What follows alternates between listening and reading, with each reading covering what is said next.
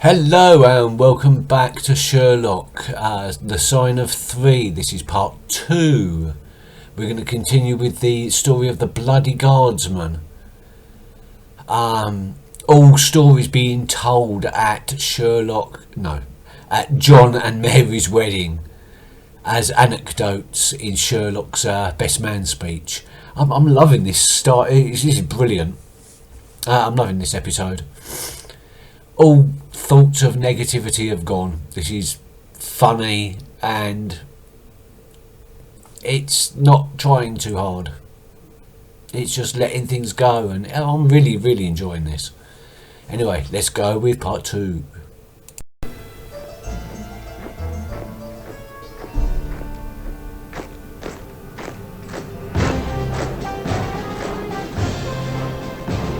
Oh dear, Sherlock, you can't be doing that.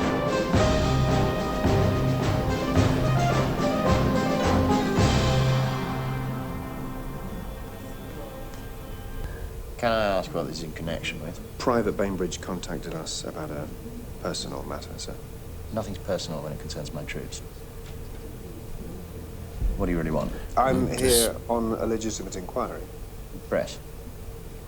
Digging for some bloody royal story or something? No, sir, I'm Captain John Watson, 5th Northumberland Fusiliers. Retired.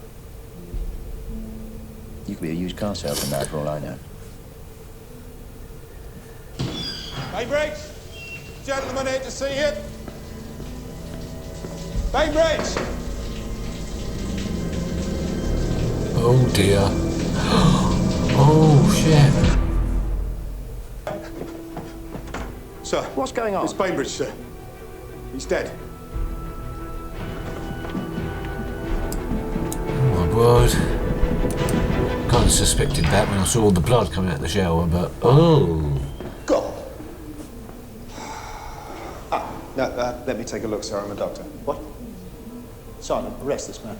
No, I'm a doctor. Oh, you're a doctor now, too. Sergeant. Let me examine them, please. Sir, call this one snooping around. What? Where's the weapon?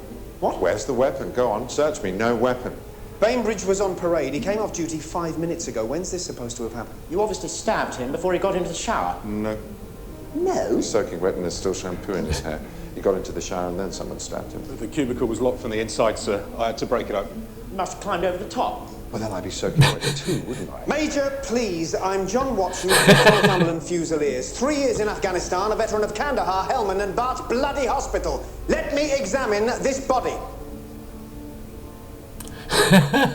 Brilliant.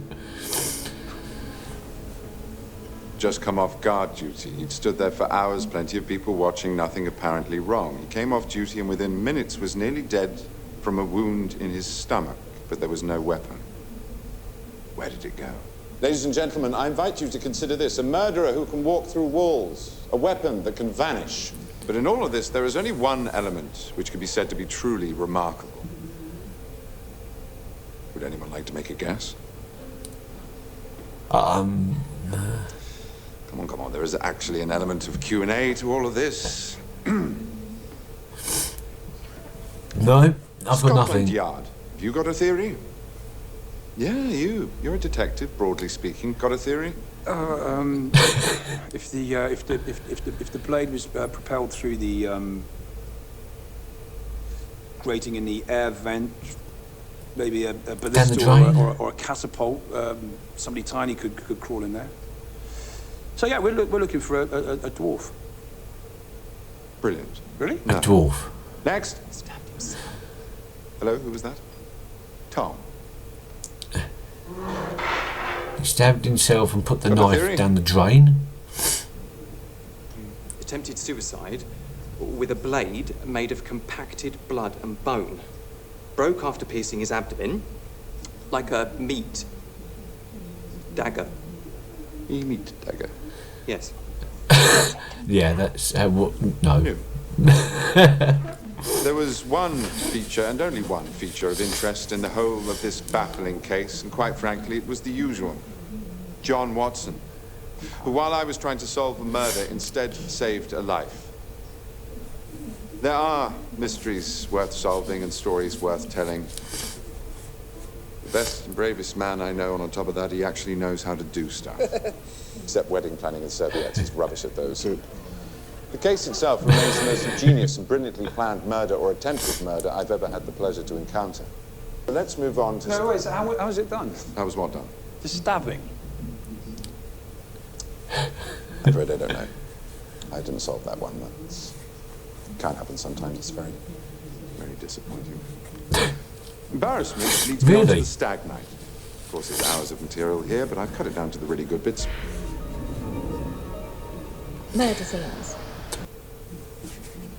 I have an international reputation. Do you have an international reputation? No, I don't have an international reputation. No. Yeah. And I can't even remember what for. Crime. Something or other. They just sleep on their own stairs. What are you doing back? I thought you were going to be out late. How does... What time is it? You've only been out 2 hours.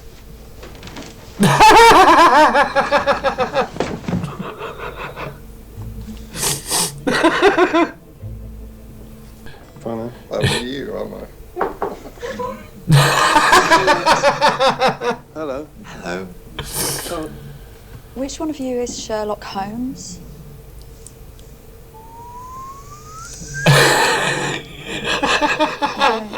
A lot. I mean, I don't date all that much, and you seem nice, you know? We seem to automatically connect.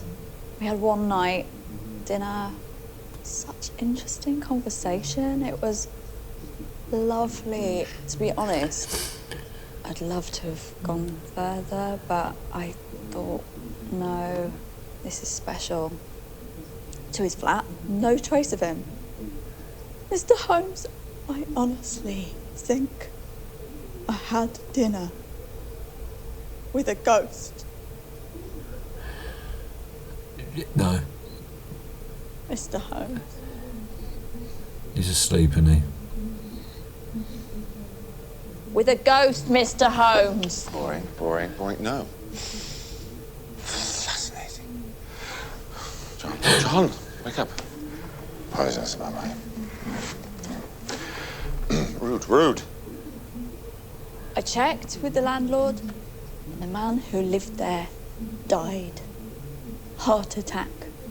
And there we are, having dinner, 1 week on. And I found this thing online, a sort of chat room thing, for girls who think they're dating men from the spirit world. He's cluing for looks. Cluing for looks, yeah. That's what he's doing. He's gonna sleep again. And that ends part 2 of The Sign of 3. Brilliant so far. I don't think we're going to get answers to any of these mysteries that are being presented, but they're very fascinating. It's great. I just love the way this episode is formatted, and you know how it's been presented, how the story's been presented to us. It's ingenious.